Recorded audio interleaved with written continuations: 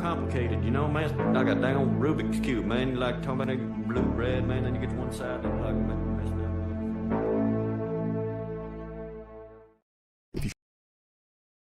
If you share my lack of faith in our health system, you should take control of your well-being. Building resilience and maintaining good health for the long term needs to be a priority. Axios Remote Fitness Coaching offers one-stop expert advice on training, diet, and lifestyle. You can purchase customized workout plans for strength training or structured exercise.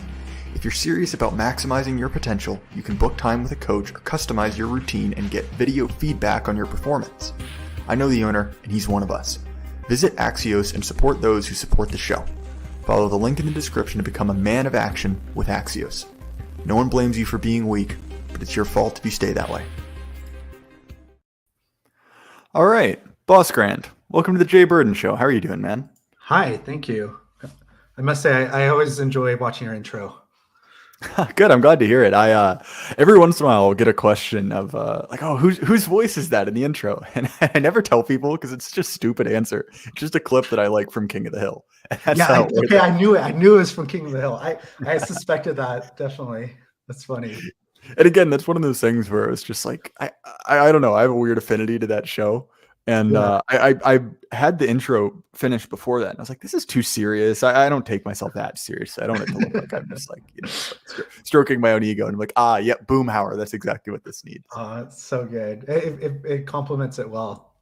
Well, thank you, man. So you are, I believe, is this your first live stream appearance? Yes, it is. So just briefly for, people who, aren't quite sure who you are, could you describe kind of like, why you wanted to come on the show and what you do? Yeah. So I was in the startup scene for like 8 years. I founded a fairly successful startup that got to like 100 million valuation.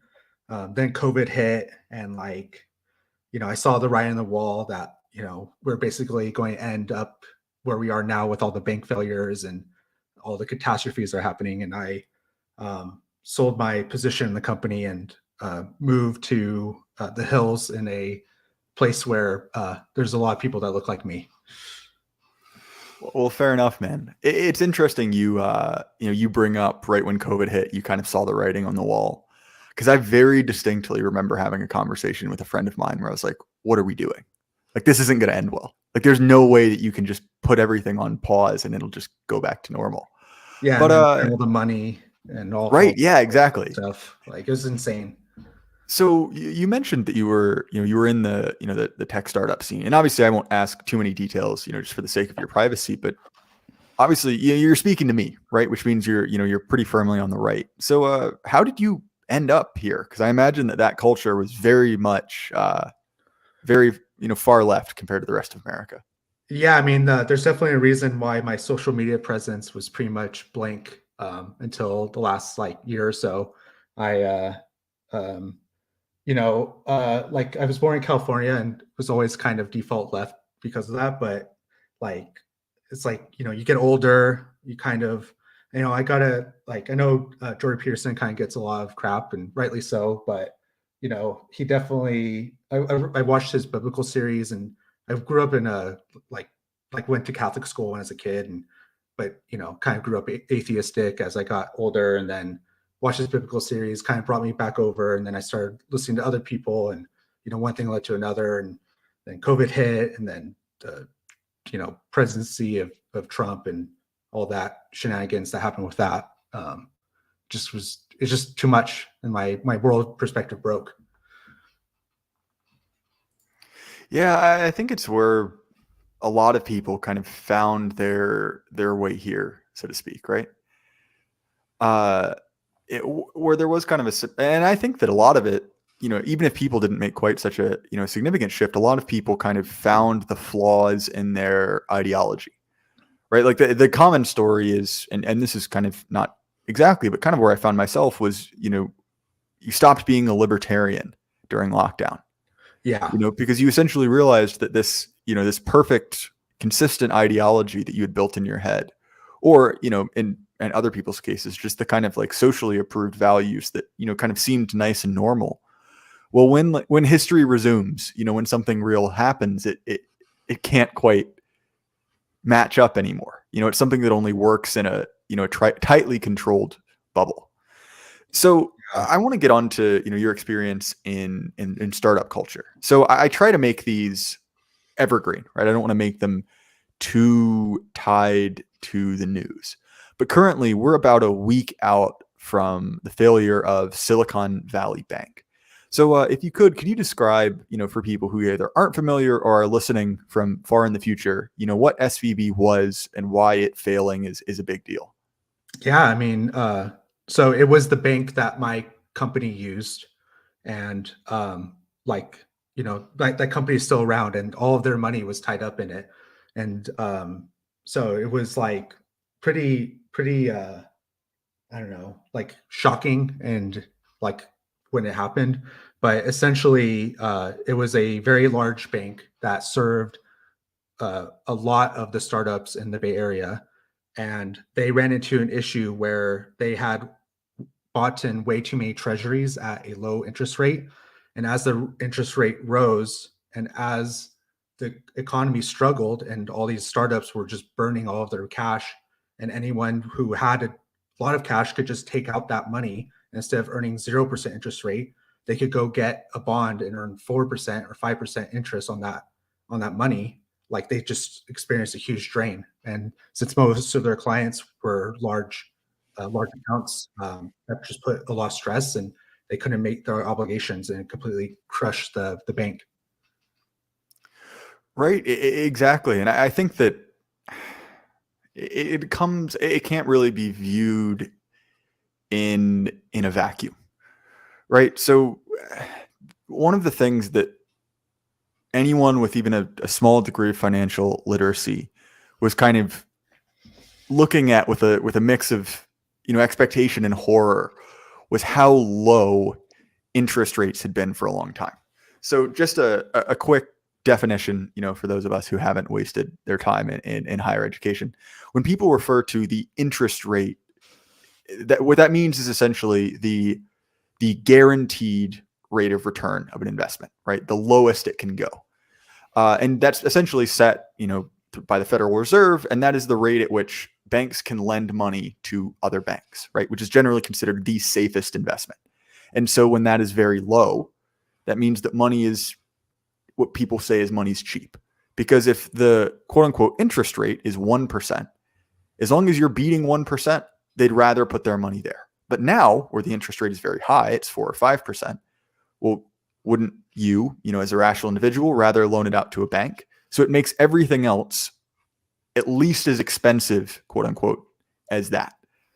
And so what, BossGrand is describing is a situation in which basically people rationally wanted their money to earn, a higher rate of return somewhere else than they could get in their bank account, because obviously no one makes much money on their bank account.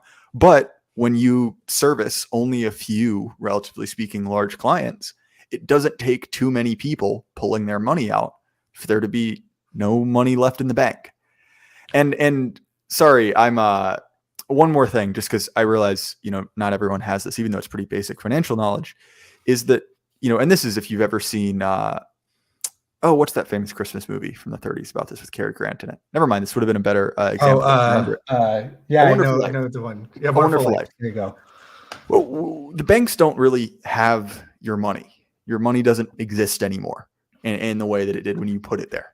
We operate off a system called fractional reserve, where according to the government, you are required to keep, as a bank, a certain amount of deposits on hand, basically to counter, people. Well, during COVID, it's actually zero. So they are now required to hold literally zero cash. Exactly. And so instead of having, 10 or 20%, which is still a fraction, but, could hypothetically have been enough, now the government says, well, you don't have to keep anything at all. So we had very quote unquote cheap money for a long time and nothing held in reserves.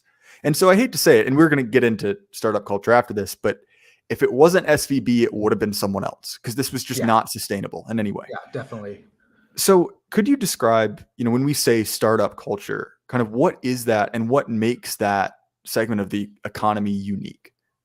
Yeah, I mean, it's a place where people who want to burn money go to invest money. No, like it makes it unique. Like there's just so many so much pressure to be like the diverse and have all of those quotas put onto you as a company, and it doesn't even come from like the founders most of the time. Like the founders just want to try to build something and be successful and get shit done. And what ends up happening is the pool of people from which you can hire from all end up having these views that infect the company, and then they're putting pressure on you to like do things that are maybe not within what you want to do as in your moral compass. And and they encourage, like, when you go and take this money from VCs, they don't really care if you're profitable or not. They just want they want a compelling story and a path of how they're going to like 10x their money. So that it's effectively a pump and dump for all but the most legitimate companies. Right. And so one of the things that's odd about a lot of tech companies in general is they don't technically make money in the way that you would think of a business making money, correct? Yeah, it's In the entirely sense right. that if you actually just broke it down, like money in versus money out, like very simple accounting, the vast majority of these never actually make money. They're always losing money. But the Yeah, promise is always, that's kind of sold to investors, is, well, they don't make money now, but 10 years from now, this could be the next Google. So get right. in while you can, and you can, multiply your profits. And we can build this network effect, and like once we have the entire network, then we can start raising our prices, and like Right, kind of the Uber exactly. model. Yeah, exactly.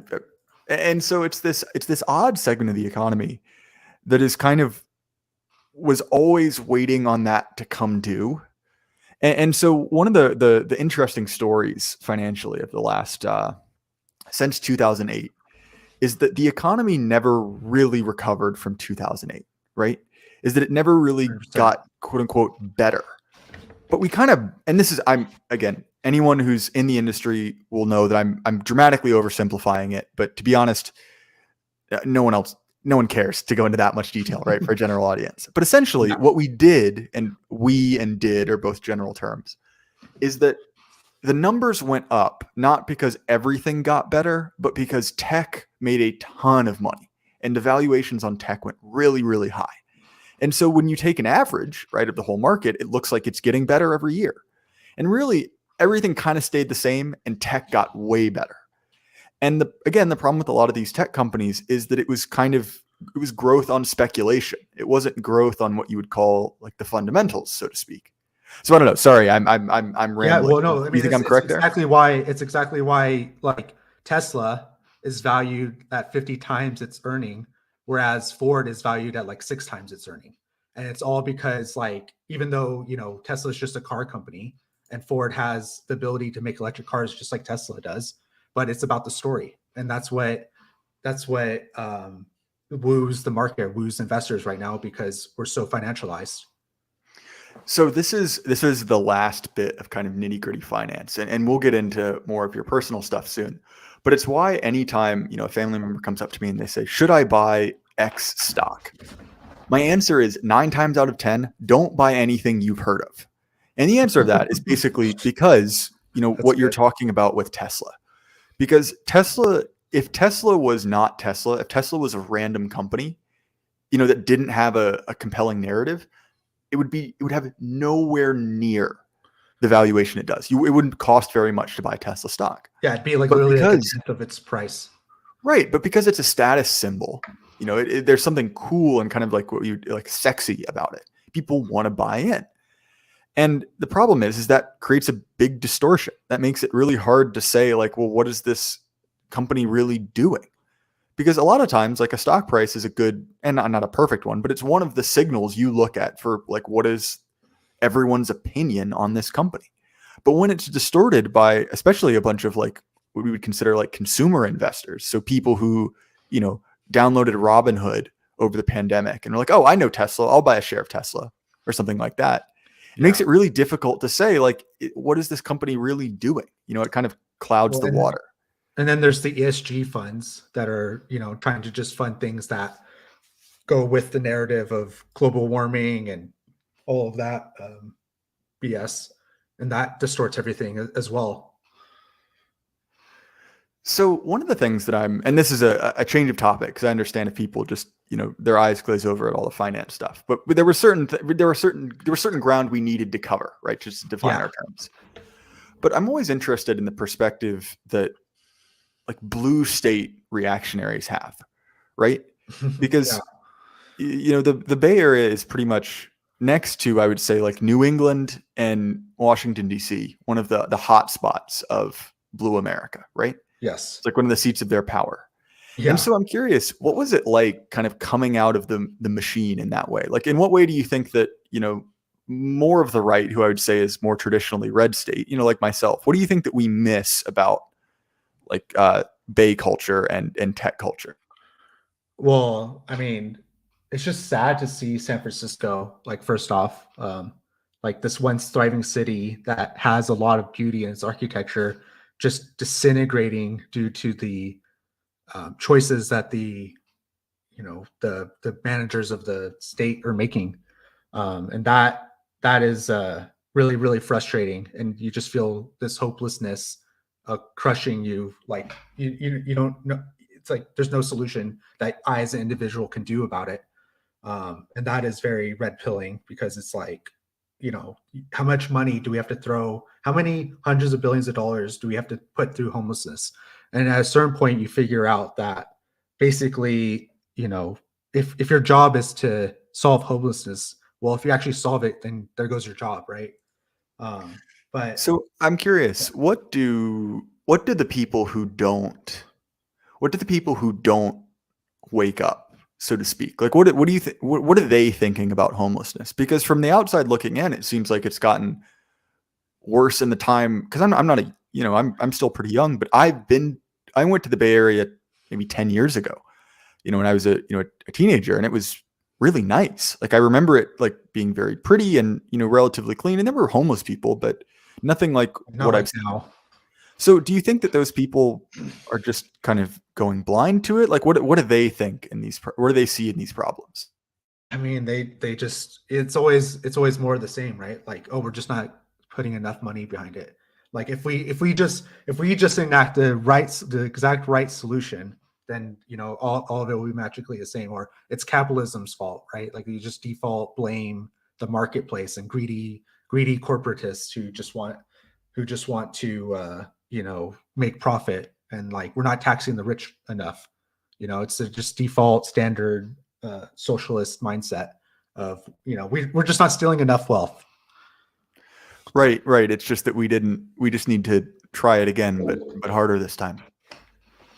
Yeah, and it's just crazy. Like, there's so much wealth in that city, but so much poverty as well. It's wild, and it's like it's just corrosive to be there. Like, I mean, I remember one time I was like, getting a burrito with my now wife, and like this homeless person. Like, so there was no seating inside, so we're sitting outside. This homeless person comes up to us, and must have been on something, but like I don't know how this happened, but it ended with them like forcing a hug onto me and my wife, and it was the most awkward like I've interaction I've ever had in my entire life. I can't even explain to you. Like, we were just trapped. It was so weird. It was such a weird situation. And it was very like yeah, it's just wild. Like, and only in San Francisco would that happen, where like a cracked out homeless person comes up to you and tries to hug you. Yeah, I know what you mean. I've lived in kind of a crumbling metropolis before, and there are certain things. I think both you and I had a similar reaction, right? Where it was like, oh, I hate this. I want to leave. So Yeah. I'm Well, curious and on it's your just sad, perspective. like, because even not even just San Francisco, but so much of the country is just has this corruption breeding in it, like so much hopelessness. Like, even when I was traveling around Texas, like I was going all over East Texas looking, to see if that'd be somewhere I want to be. And, there's just all the industry was taken away from it. There's nothing there. Like, it's like I was in this town that used to be the capital, the capital for tomato growing, and like they have a tomato festival, but now like it's just all gone, and it's like, I, it's just it's sad how much soul has been sold out of this country. No, definitely. And I think that, and one of the things that I think frustrates me is that if you look at the metrics, right? If you look at, oh, GDP or, oh, job growth, everything looks up. And Yeah, if you listen to anyone like, Jim Cramer or any one of these talking heads, like, oh, it's better, it's better, it's better. right. But you sort of have to disbelieve your own lying eyes, Yeah. because you're in tech. What do you think is, as far as tech that meaningfully impacted the normal person? What was the last time there was a big improvement in quality of life due to a technological advancement? I mean, Maybe the like smartphone. the internet.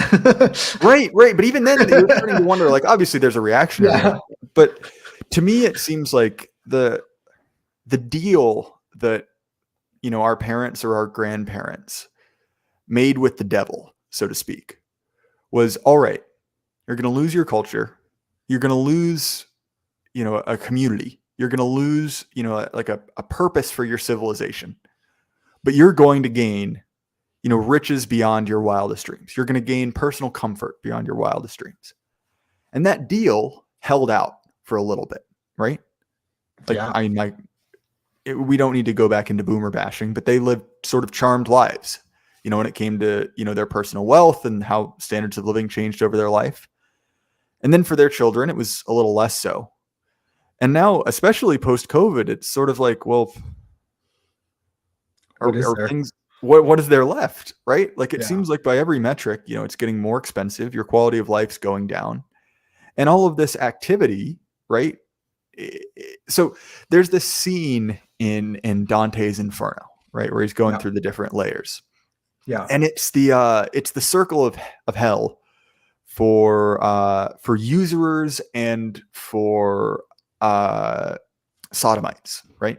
Right. And Dante viewed them both as linked, right? The idea being both of them pursue an activity with no fruit, right? Either sex Mhm. or, economic activity.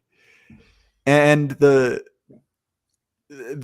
punishment which he's seen fit to give them is to drag plows around and plant fields in a desert for all eternity, right? Like tilling the field with no.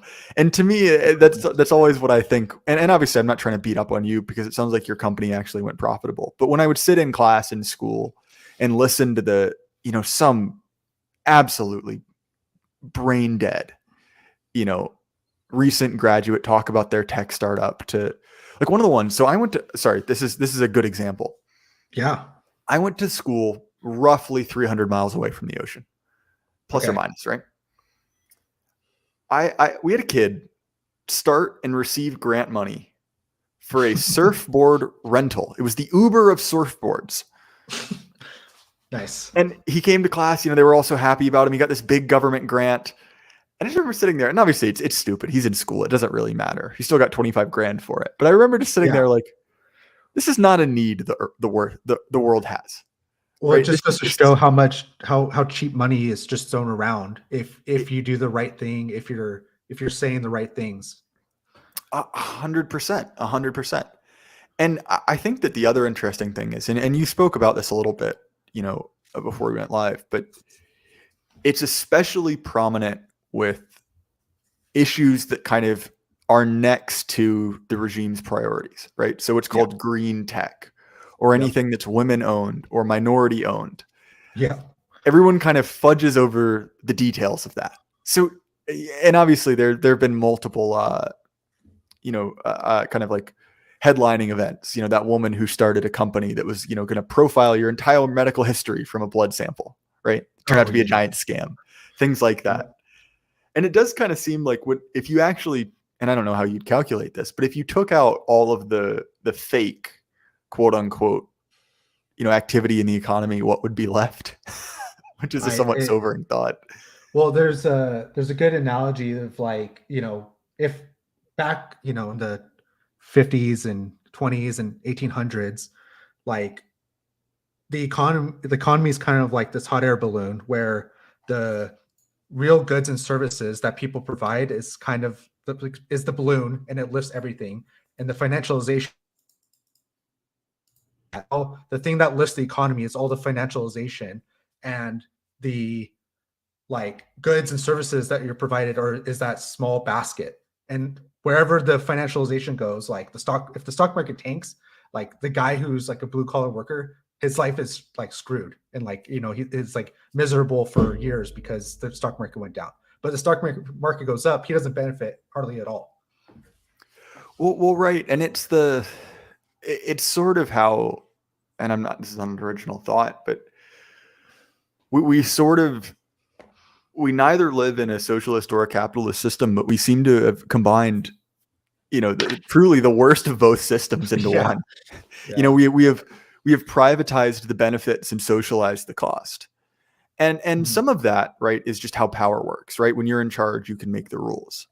But it does seem to me that at some point in time, and everyone can kind of pick their own, we took the most incredible engine of prosperity in the world and started just pulling out the wires to sell them for scrap, Yeah, just to get it's more. wild.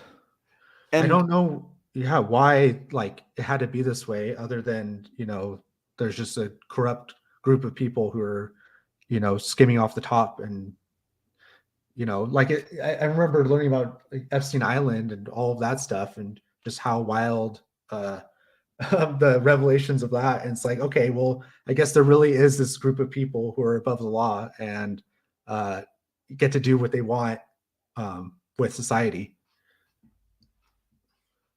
to me, and maybe this is my own personal perspective, there are exogenous forces at work here. I'm not going to deny that. But I think there's something else which is a little bit less comforting to think about, which is that essentially, like, humans aren't very good at self-limiting. Yeah. And they'll always take more. They'll always take more until it destabilizes the system. Mm-hmm. And it does kind of seem like, in much the same way that, like, whatever, the vast majority of people now can't stop themselves eating because they don't have that kind of built into them. I think there's kind of a similar thing that happened with wealth, that no one could turn down, essentially the idea that you could just do nothing and your money would multiply, without you looking at it, or your home would turn into this vast store of wealth.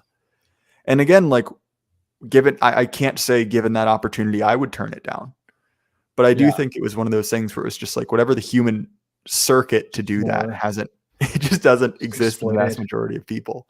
One of the ideas that my friend Black Horse, and he's a much smarter man than I, but he said something that I think is really entertaining. You weren't supposed to agree to that, by the way. Oh, sorry. But no, tell me what you're saying. But he refers to this as a giant genetic bottleneck, right? That we're essentially seeing a mass evolutionary event where, the people who have the required, genes, culture, whatever you will, to get through, to essentially disconnect yourself from the Skinner box, those are the people who will essentially be left to kind of inherit the earth. Not take the medicine. I mean, I can't believe how brainwashed everyone got over those few years. Like, I mean, I literally couldn't go into my own office for like at one point during this all, like, and that was like one of the breaking points for me. Like, I was literally banned from going into my own company. Yeah, that's something you started, right? Yeah. One of the things that are you a millennial? Yes, I was born 92. Okay, so you're a millennial. I'm going to level a ill-focused, wide-ranging criticism at you and your age group, which is I'll take it.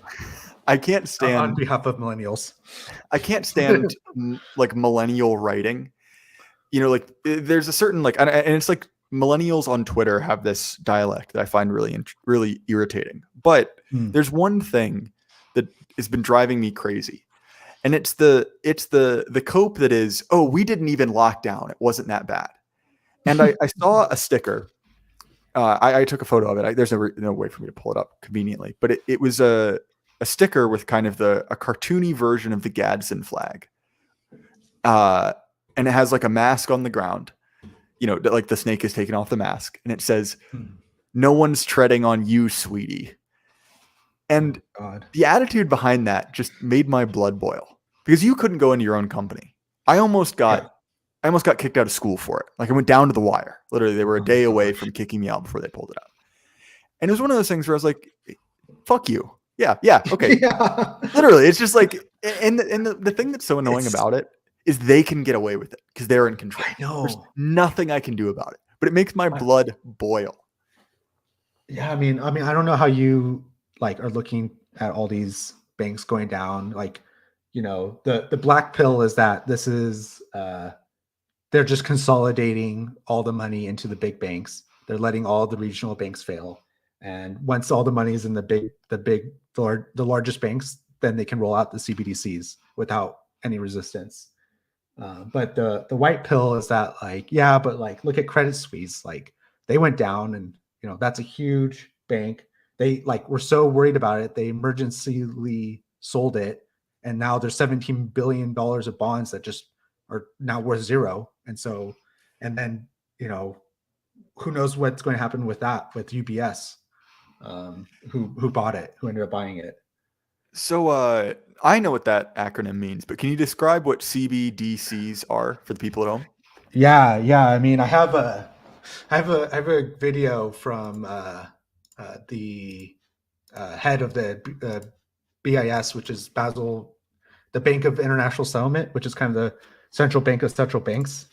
It's a minute long, and it basically, CBCs are central bank digital currencies, and the government really, really would love to have all of us use this instead of cash or any other currency, because it's basically programmable money. And Black Horse makes a good point that, like, essentially all of our transactions are online and digital, so like it's not that big of a difference. The only difference I would see is that there would actually be like a way for them to programmatically like shut off and turn off your money like on a whim. Where right now, I think they have to like go to the banks and then get the banks to like close your account, which does happen. So it's not like we're that far away. So his point does stand, but there at least is like an extra phone call that has to happen. They can't just like make rules that like, oh, if you eat too much red meat, no more, time to eat bugs, right? Right. And I think that one of the big questions I have, because one of the reasons I don't consider myself on a black pilled on the medium to long term is I genuinely don't think they can pull this off, I 100% because agree. 100% agree. because you have sort of two opposing forces, which on one end there is this biomedical security state which wants things like the ability to turn off your dollars, so to speak. But on the other end, you have a radical, like, bio-Leninist anti-meritocracy, right? Yeah. Which is essentially like pushing out, the capable people. Like, it seems like you have been pushed out. I've in many ways partially been pushed out. Like, I've essentially trying to build my life to be as, as out of reach from the system as I possibly can. Because we kind of got a shot off the bow with COVID, but like, those are countervailing, right? Those cannot be maximized at the same time. Well, I mean, do you remember? I mean, I don't know if you're like, I don't know if you remember how Obamacare got rolled out, but it was a shit show. Like, it was, Oh it yeah, was just completely broken. And like, you think this is that they're just going to be able to like completely change all of our money and it not like have complete massive fuck ups that like just I don't know, like I just have a hard time thinking that they just have all these brilliant programmers that are making this perfect money. Like, right. And I think yeah. the other thing is that one of the reasons we've kind of been able to, quote unquote, get away with it for a long time, right? Because we like the mechanism we described earlier about using tech to kind of patch up the financial crisis. So for the financially illiterate here, basically the history of the last 20 to 30 years has basically been a series of financial crashes one after the other, right? Mm-hmm. And with each one, there's kind of this like new whiz bang solution to patch it up. So, for instance, I can't remember the one. There was a minor financial downturn in the 90s. I cannot remember the name of. I don't remember either. It was like in 92 or 91 or something. Yeah, it was Clinton era. And what Clinton did is he came up with this great idea to, we will patch this up by creating growth with mortgage-backed securities. No, sorry, it was .com. The .com bubble, which was heavily government subsidized, basically pulled us out of that, which was this big early 2000s tech boom. That went under in, the 2000s, which was then patched up by these extremely underqualified loans, which were bundled into mortgage-backed securities and sold. That bottomed out. Now we've got tech bottoming out. And so the big question is essentially, well, what pulls us out of this one? And the problem is with each one of these, it's like putting a Band-Aid on a wound. You don't really fix it. You just make it go away for a little bit. Yeah. And again, this is a thing where each one of these enabled them to get more power, to do things like, push for Obamacare, which expanded their control over, the medical insurance system greatly. The problem is it's all backed up by the economic engine. It's backed up by their ability to print money. I mean, it's their last power source. Right. And the problem, again, that isn't a game you can play forever. So the question is, how long does the music keep playing, before everyone, falls down, so to speak? And I don't know. I'm not going to say it's next year. I'm not going to say it's, 5 years from now. But every time they pull this exception, it works less well. And I think what's really different this time is, like, in 2008, they had the manufacturing base of China to flood the goods into this country, and like they had the resources that they could extract from all their vassal states. Well, with Russia, and it looks like they're allying with China, like, we're not going to, and all the resource rich countries are kind of, wanting to be on that side of the world because they're valuing the resources that are in their countries, whereas we just want to bully them and make them, tell them what to do, and if they don't fall in line, then we just hit them with a stick. We have no carrots, and we're not going to have goods or services for our own country at some point if China really does shut us out. Like, if we go into a sanction war with China, which is kind of where the rhetoric is heading, where they're trying to blame China for giving Russia weapons, it's going to be like a disaster for us. Just from I mean, literally everything in our stores comes from a BRICS nation at this point. Well, the especially interesting thing about this is that, and you saw this during 2008, right? Which is when the U.S. economy crashed. We took almost everyone else down with us, not completely, right? But there was pain everywhere. Yeah.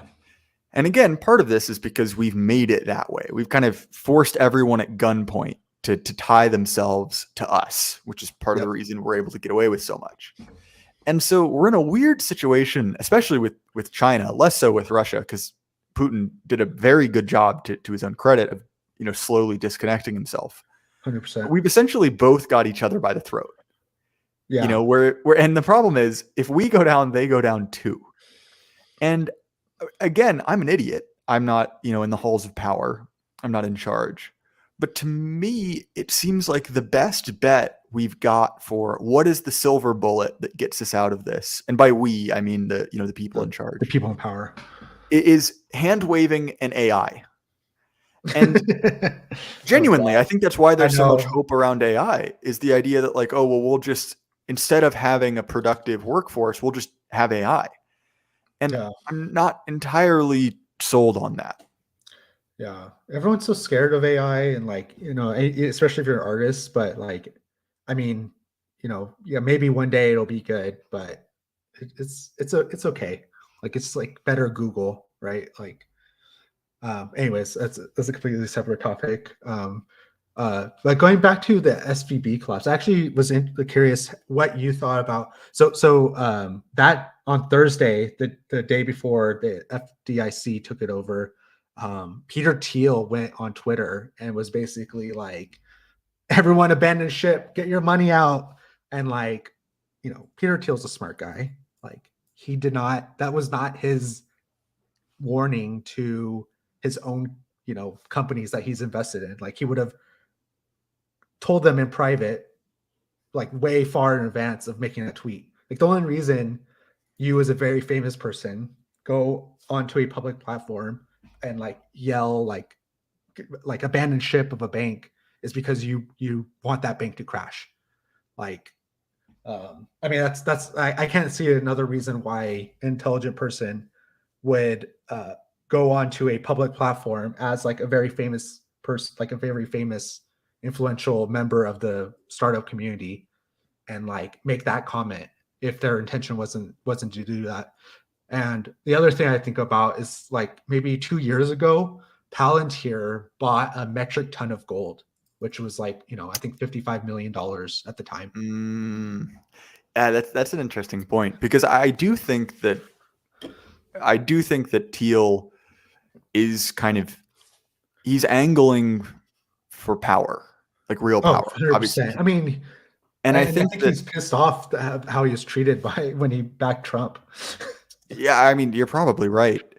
And so to me, right, I think that much like how high profile companies kind of cease to become real companies anymore, they become like popularity tests.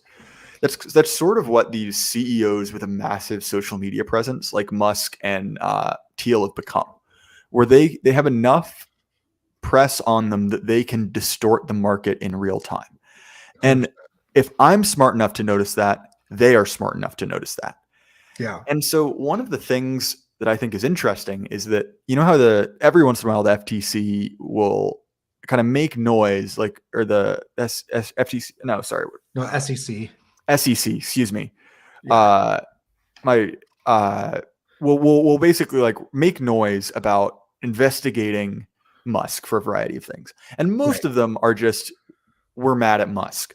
But the Yeah. one that they probably have a good case for is essentially he will use Twitter to manipulate the market, right? Oh yeah. I mean, you just look at Dogecoin and all the shenanigans he pulled with 100%. that.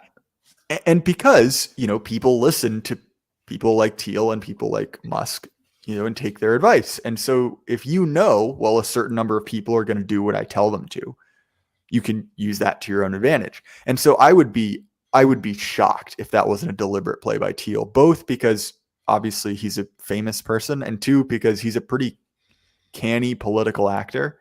And I didn't know about the gold, but that's interesting. It's not surprising to me.